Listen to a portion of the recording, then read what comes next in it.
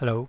As I said in the last video, I'm going to use residuals to define the estimator.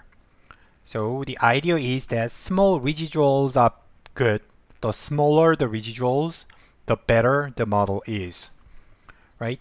So then I am going to remember we defined a residual in this way.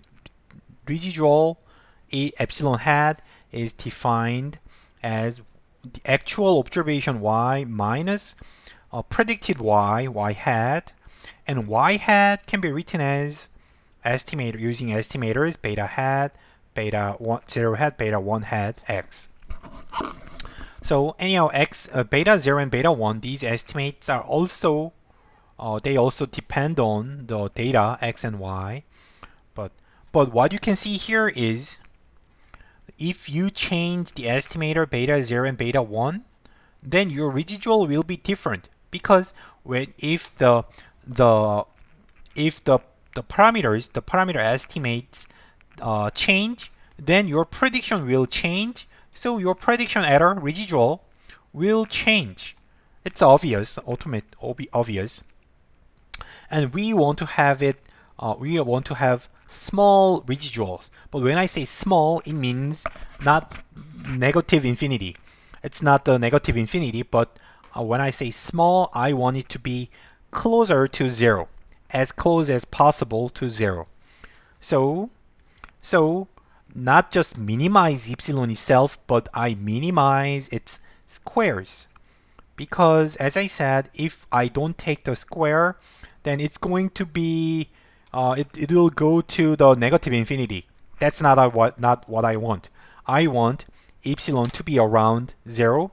So when you make a quadratic function, as you know, it's minimized at 0. So we are going to minimize this function, not only epsilon itself, but epsilon squared, whose minimum is at 0. And then remember, epsilon hat is a random variable, and if you have and the number of observations in epsilon hat is the same as the sample size. So you have epsilon hat, you have residuals as many as the sample size, right? It's a new random variable. You observe a new new series of random variable, which is defined in this specific way. So we are going to call this residual sum of squares, or sum of squared errors. I think this term is the worst and most confusing term in statistics. I'm going to show you on Wikipedia. On Wikipedia, you can see what's going on. So let me see. This is exactly what I just explained. Residual sum of squares. But there are three different names. Residual sum of squares, which is abbreviated as RSS, also known as sum of square residuals. Okay, it's fine. It's and which is abbreviated as SSR, and or also known as the sum of squared estimate of errors, or sum of squared errors, which is abbreviated as SSE. Right? There are three different names. Basically, they are the same thing, but so it's more annoying when you learn other terms, similar terms. So again, I'm going to say, so first, understand that we are going to minimize. We would like to have the smallest possible sum of squared errors, or sum of squared residuals, right? When you square the residual and sum all of them, you'd like to make it as small as possible. Then on the other hand, excuse me. So the least squares estimator is defined, mathematically defined in this way. So think about this way. As I said, when you change beta 0 and beta 1, when you change the value of beta 0 and beta 1, your residuals will be different. So your sum of squared residuals will be different. So then you can compare which is small. The smaller is the better beta 0 and beta 1. So then, if you can try all the possible beta 0, all the possible values of beta 0 and beta 1, if you could do that, then, try all the possible betas and just choose the betas that returns the smallest value of this guy, this sum of squares, right? That is what we are doing. And mathematically, we write it as minimization. So you minimize sum of squared errors. Inside the larger parenthesis is the error, residual, because y is the actual observation, and minus the inside parenthesis is the fitted value. Beta 0 hat plus beta 1 hat x is the fitted value. So this difference, when you take the difference between your observation and your prediction, that is the residual.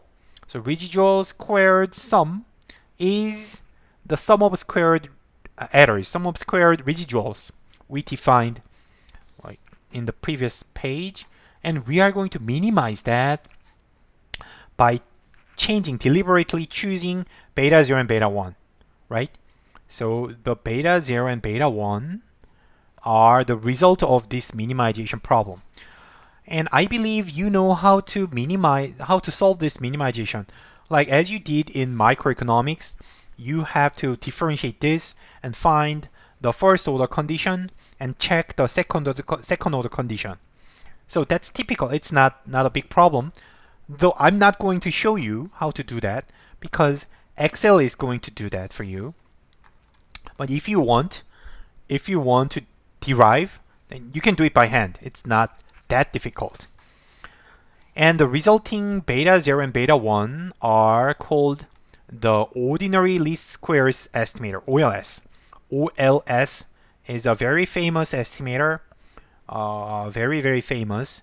And the reason why it is called ordinary is because there are generalized least squares estimators, which I do not teach you here. But so this is the default, a very basic, the most basic form of least squares estimators. So minimize this guy. Okay, and then where do we find it? So on Excel, these numbers are results of that minimization problem.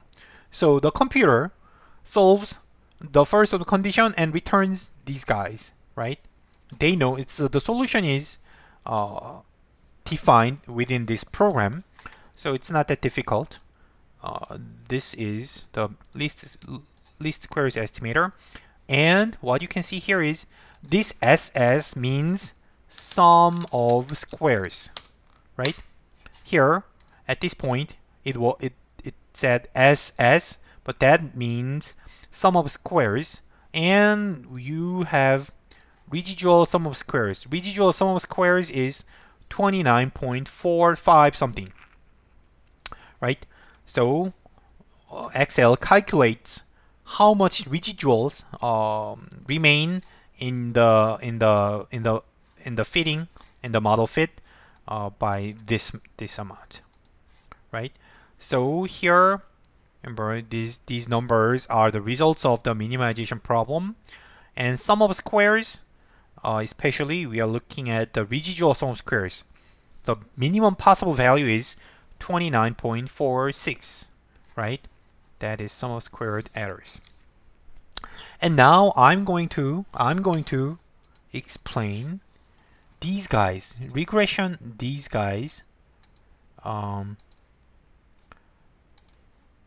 this and this. By the way, so let me color. I explained what these are last week, last lecture. In the last lecture, I explained all of these, so we are done with them. And also I explained this standard error of the regression. I explained that in the earlier lecture. Number of observations, it's easy, and it remains. Now I'm going to explain what these two guys are. in the next page. So just as an example, the green line is the OLS estimator, the result of the OLS estimator, which minimizes the sum of squared errors. And remember, the sum of squared errors was 29.46, which was when beta 0 was 8.1 and beta 1 is about 2.4. And then when you change beta 0 and beta 1 to a different number, 5 and 3, which is red, right? Look at it, looks not bad on the graph, but when you calculate the sum of squared errors, it is 56, which is much larger than the OLS estimator. So when you change the beta 0 and beta 1, it will increase the sum of squared residual. So usually make the residual further away from 0. So which is not clearly shown on the graph. A little bit not good. It's not going through the center in the middle of the dots. And it's more clear with the numbers. Okay, so let me stop here, and I'm going to continue. The related topics in the next video. Thank you.